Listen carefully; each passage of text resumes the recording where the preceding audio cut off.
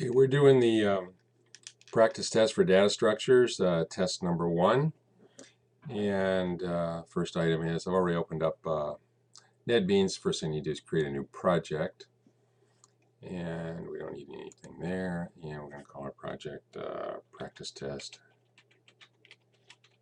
1B. Okay.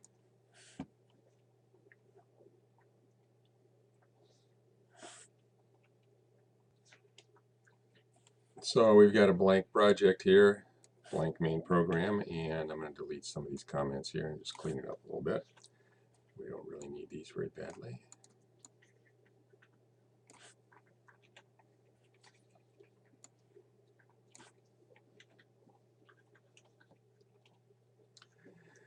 And the first problem is to write a time to string method that will accept an integer representing a time in military time from 0000 to 2359. And what we want to do is we want to return a string representing the time in a 12-hour format, and values less than 12 hours and 0 minutes should be AM, and greater than should be, or equal to 12 should be PM. And we got to be careful about these minutes that are less than 9 because we want to put a 0 in front of them. So let's do int time equals, and we'll just try 0. And I'm not sure I put all those extra zeros in there because this is an integer, not a string, so it's just going to be 0 anyway, but that's okay. So name of our function is it's public static. It returns a string, capital S, and the name of it is time to string. It's going to pass in an int, which I'm just going to call time.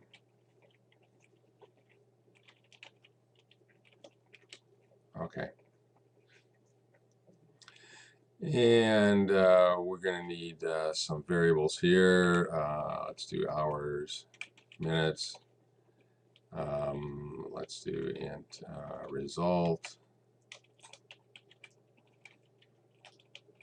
Not int. Sorry about that. String.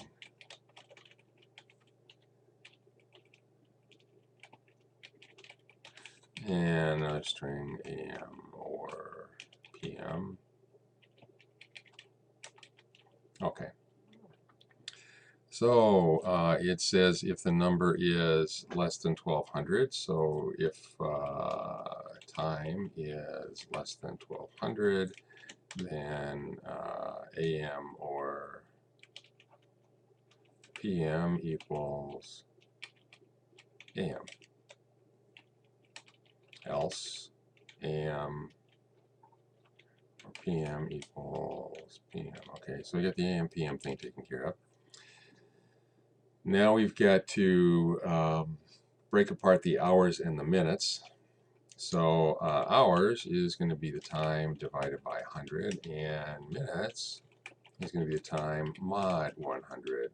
Okay, and if hours is equal to 0, that's going to be 12 AM. So we'll set hours equal to 12.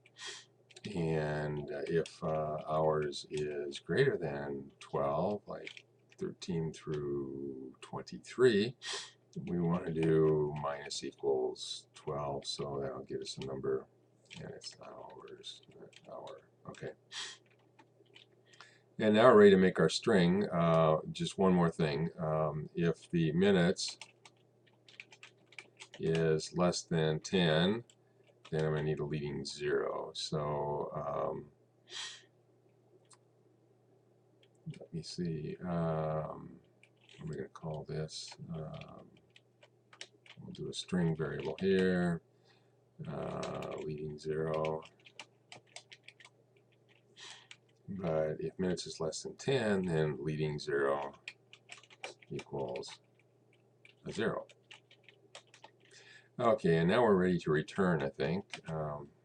Let's see here. We'll try and see if we get this right. We want to return hours. And I want to convert these to strings. So we'll do the integer class. To string hours plus leading 0 plus we'll convert minutes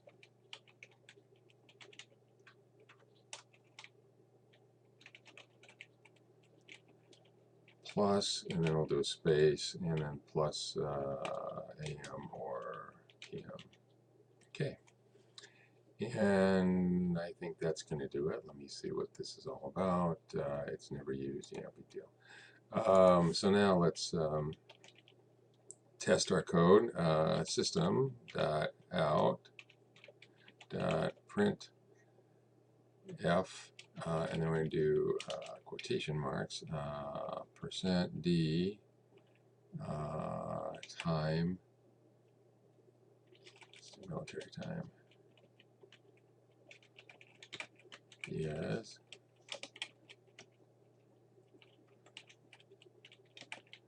And we'll do time, and then the other one is time to string and time.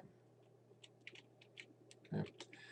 And then we will do time equals, we'll just pick a random time in the morning, 10:15, and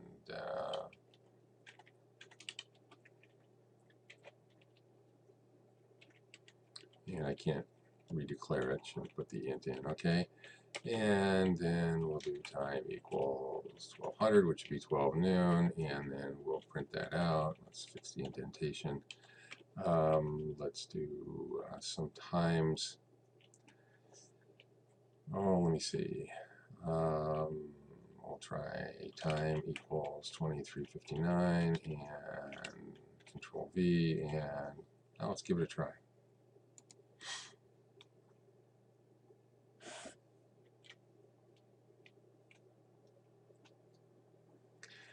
Okay, so zero military time is 12 a.m. 10:15 is 10:15 a.m. 1200 is 12 p.m. and